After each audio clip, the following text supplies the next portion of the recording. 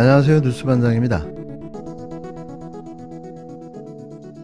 윤석열 대통령이 성상납 의혹 등으로 당원권 정지 6개월 중징계 처분을 받은 이준석 국힘당 대표를 향해 내부 총질이나 하던 당대표라고 표현한 메시지가 포착됐습니다. 그간 무탈해 보였던 윤 대통령과 이 대표 사이에 감정의 골이 생각보다 깊었던 걸로 확인된 건데요. 대선 기간 내내 30대 당대표에게 매번 시달려온 그로서는 너무 당연한 일이 아닌가 생각됩니다. 결정적인 순간마다 내부 총질에 자맹 전국 투어까지 생각해보면 우라와 열불이 터질 만도 한데요. 대선이 끝난 직후에는 겉으로는 대인배인 양 거리두기를 해왔지만 사실상 이준석 몰아내기, 복수를 주도한 게 대통령이 아닌가 하는 의심마저 들었습니다. 뭐 그러고도 남을 양반이니까요. 해당 메시지로 인해 그간 이 대표를 둘러싼 논란에 대해 거리두기를 해오던 윤 대통령의 본심이 드러나고 말았는데요. 앞서 윤 대통령은 이 대표 징계 직후인 지난 8일 도어 스태핑에서 나도 국힘당의 당원의 한 사람으로서 참 안타깝다면서도 대통령의 당무 언급은 적절치 않다. 국민 기대에 부응하는 당으로 나가는데 대통령의 언급은 도움이 안 된다고 선을 그은 바 있는데요. 하지만 그 선이 연결되어 있던 거죠. 국회 공동취재사진단은 26일 오후 국회 본회의장에서 윤 대통령과 텔레그램 메시지를 주고받는 권선동 당대표 직무대행 겸 원내대표의 휴대전화 화면을 촬영했는데요. 당시는 경제 분야 대정부 질문이 한창 진행 중인 상황이었습니다. 포착된 메시지에서 윤 대통령은 우리 당도 잘하네요.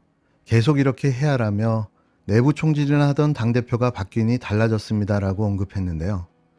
이에 권 원내대표는 대통령의 뜻을 잘 받들어 당정이 하나 되는 모습을 보이겠다라고 답했고 윤 대통령은 엄지손가락을 치켜든 캐릭터 이모티콘으로 화답했습니다. 또한 권 원내대표는 뒤이어 강기훈과 함이라는 메시지를 작성했으나 해당 내용은 권 원내대표의 손가락에 가려져 확인되지 않았는데요. 권 원내대표가 언급한 강기훈은 2019년 대한우파를 자칭하며 자유의 새벽당을 창당한 발기인으로 추정됩니다. 윤 대통령에게 직접 이름을 언급한 것으로 보아 이들은 서로 안면이 있는 것으로 짐작되는데요. 그렇다면 어떻게 권 원내대표 휴대폰이 이렇게 아무렇지도 않게 노출된 걸까요?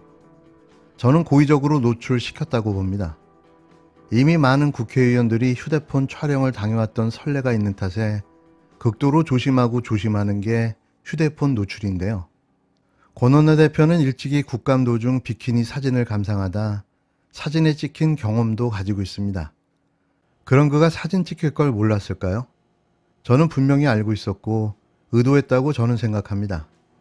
지금 현재 장제훈 의원과 당권 경쟁 중인 상황에서 윤심이 자신에게 더 가까이 있다는 걸 보여주고 싶었던 건데요.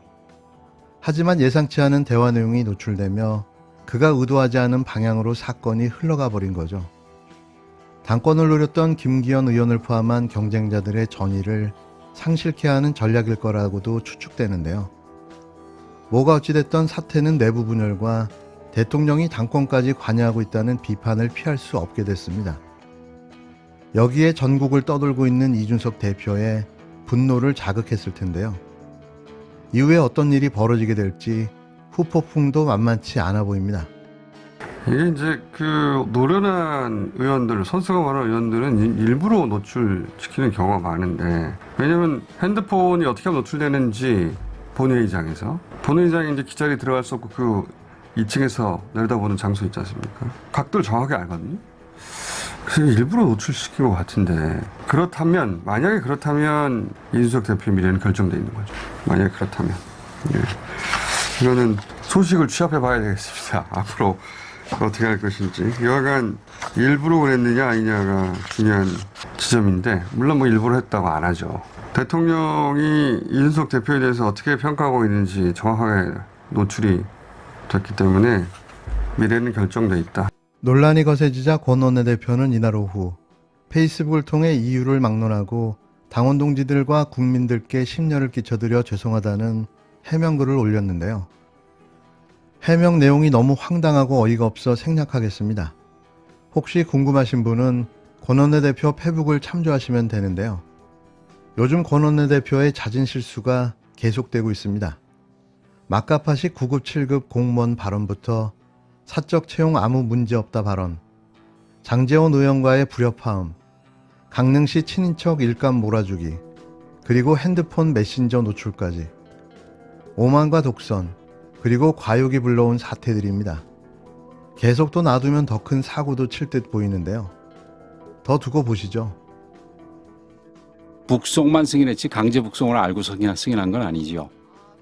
흉악범 이명 추방 사건에 대한 통일부 현재 입장은 뭡니까? 현재 입장은 잘못됐다는 겁니다. 19년도 입장은 뭐였습니까? 19년도 입장은 우리 국민이지만 흉악범이기 때문에 보내야 된다라는 부분인데 이게 저희들이 뒤집은 이유가 이게 중요한 선례가 돼서 앞으로의 기준이 돼서는 절대 안 된다는 생각하에 이 부분에 대해서는 제가 바꿨습니다. 바꾸면서 어떤 거를 고려했습니까? 예. 바꾸면서 헌법과 헌법적인 들어가보고 가치, 싶은 거 봤습니까? 인권 이런 부분들입니다. 그건 저희들이 이건 불가침의 가치라고 생각을 합니다. 참고 자료 봤습니까? 무슨 참고? 합동 신분 조사라든가 국방부 SI 자료라든가. 그런 거는 못 봤습니다. 그럼 자료 없이 독단적으로 바꾼 네, 자료 안 봐도 딱 간다. 간신법에 뛰어나시네요. 직관적이 그렇게 이거는 뛰어나시네요. 간신법이 아니라 모든 것은 이게 제 자료를 말씀 보고 해야죠. 기초적인 사실 확인조차 하지 않고 마구잡이로 의혹을 제기해왔음을 스스로 입증한 한마디로 블랙 코미디였습니다. 대통령실과 국힘당이 목소리를 높이고 있는 탈북어민 북송 사건은 갈수록 아니면 말고식의 의혹 제기로 흐르고 있습니다. 사건 내용조차 정확하게 확인하지 않고 있었는데요. 온갖 억측과 추측으로 이 사건을 왜곡 확대 재생산해오고 있던 겁니다. 북송된 어민들이 살인자가 아닐 수 있다. 이런 주장을 했다가 비판에 직면한 데 이어 유엔군 사령부의 승인을 받지 않고 북송했다는 주장도 거짓으로 드러났는데요. 국힘당은 탈북 어민들이 북송될 당시 판문점을 관할하는 유엔사의 승인이 없었다고 주장해왔습니다. 문재인 정부가 정전 협정을 위반한 채 서둘러 북송시켰다는 건데요. 그런데 25일 대정부 질문에서 국힘당 주장이 거짓으로 드러났습니다. 탈북어민 북송 문제 질문을 드리겠습니다. 북송을 하려면 판문점을 통과해야 되고요. 그 지역 관할권은 유엔사가 있지 않습니까? 네, 그러면 그렇습니다. 유엔사 승인을 거쳐야 됐던 거 아닙니까? 예, 승인을 거쳐야 들어갈 수 있습니다. 그 유엔사가 당시 승인을 했습니까? 예, 그것은 유엔사가 승인을 한 것으로 제가 확인했습니다. 예, 그것은 유엔사가 승인을 한 것으로 제가 확인했습니다. 예, 그것은 유엔사가 승인을 한 것으로 제가 확인했습니다. 유엔사가 승인을 했다고요? 네, 그렇습니다. 지금 언론 보도에 의하면 당시 문재인 정부가 유엔사에서 설명을 요구하자 강제 북송에 대한 건 유엔사를 패싱하고 국방부에 계문을 지시했고 국방부는 군 령권자인 합동참모부도 건너뛰고 판문점 현장의 국군 지휘관에게 저렇게 바로 계문을 지시했다. 이렇게 지금 보도됐습니다. 그런데 방금 장관님께서는 하태경 의원의 질의에 유엔사의 승인을 받았다고 했는데 그러면 유엔사를 패싱하고 국방부에서 직접 계문하라. 이거 지시한 건 이건 팩트가 아닙니까? 그 유엔사 승인 없이 판문점까지 들어갈 수 있는 것은 불가능합니다. 그렇기 때문에 유엔사 승인 하에 판문점을 통과한 건 사실입니다. 유엔사 승인 하에 판문점을 통과한 건 사실입니다. 유엔사 승인 하에 판문점을 통과한 건 사실입니다. 통일부 국방부 장관 모두 유엔사 승인이 있었다고 답했습니다.